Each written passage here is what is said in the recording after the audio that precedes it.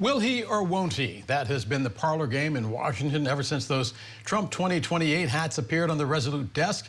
Those hats fueling speculation that Donald Trump would seek a third political term, even though it's barred in the Constitution. A parlor game while the nation grapples with rising health care costs, inflation, and possibly millions who could lose their food stamps in just the coming days. We're joined now by Scripps News political director Andrew Rafferty. And Raf, the Constitution is pretty clear on this, so why are we talking about it? Yeah, well, Del, we can remind folks what exactly the 22nd Amendment says. It says no person shall be elected to the office of the president more than twice. There's no exceptions if you say the election is rigged or if those two terms aren't consecutive. There really is pretty cut and dry on this, so much so that Speaker Mike Johnson this week said that he didn't see there to be any way that President Trump could run again. But the reason why we keep talking about this is I think the media is partially at fault. We keep asking the president about this, and he is not one to unequivocally deny things. So he keeps putting it out there, sort of a carrot and a stick that is probably in some ways to troll Democrats, perhaps to troll us too, the fact that we are talking about it. But it's also Steve Bannon, his ally, who's outside of the White House, outside of the administration, who said there is actually a plan.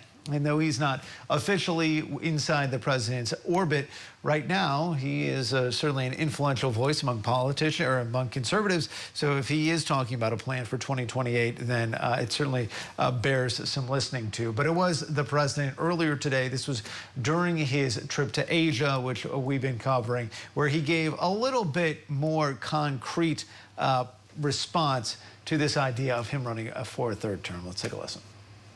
I have my highest poll numbers that I've ever had. And, you know, based on what I read, I guess I'm not allowed to run.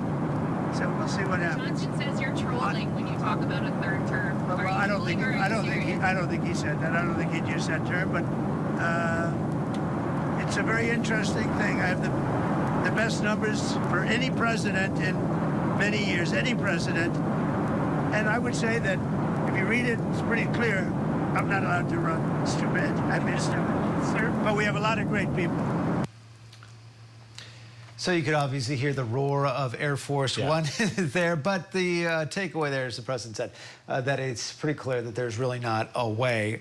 I don't expect, Del, this to be the last of this conversation, though. Once you sort of cede this territory to say that, hey, I'm not going to run again, you almost instantaneously become a lame duck, even in that second term. Usually presidents wait until it's after the midterms where they sort of lose some of their political capital. So I imagine that President Trump will perhaps float this again in the near future. Yeah, three things. One was lame duck. The other thing is he's 79. Yeah. So even if he decided to run, he would be the oldest person ever running for president. And the third thing is this opens up the speculation as to who might be the heir apparent. Yeah, and it's interesting because in those comments, he did mention two members of his administration, names that might not be a surprise. One, his vice president, J.D. Vance, and the other, Secretary of State Marco Rubio. Rubio, should be worth noted, earlier in the week when he was talking about this, when he made these comments, was just so happened to be standing behind him. So perhaps that was why he was top of mind. But the president saying that if they formed a group, it would be unstoppable. Typically, you know, Del, we see sitting presidents like to kind of take their thumb off the scale when it comes to the primary.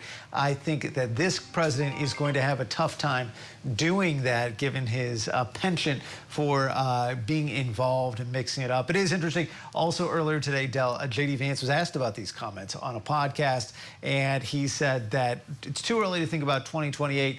Marco Rubio is his best friend in the administration. It would be interesting and a bit unprecedented in modern times for Rubio and him to go in on a ticket to begin with.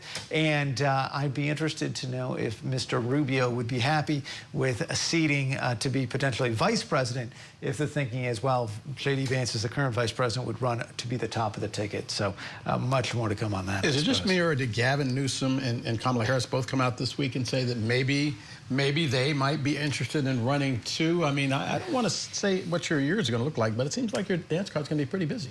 Yeah, and we're already seeing a number of candidates make those early visits to those states that we know are going to decide the early months of the primary. We see Gavin Newsom's been in South Carolina. Kamala Harris not running for governor of California, but on the Republican side, Rick Scott is going to be in Iowa tomorrow. And so this sort of shadow primary has already begun. It used to be, Del, in the old days where we would see candidates start to go out to these early. Yeah, exactly. But now it's like, okay, the number one sign seems to be if a candidate starts a podcast. That's how we know that they are actively considering a potential run for president. Or write a book. Yeah. Scripps News political director Andrew Rafferty. Raf, as always, thank you. Thanks, Del.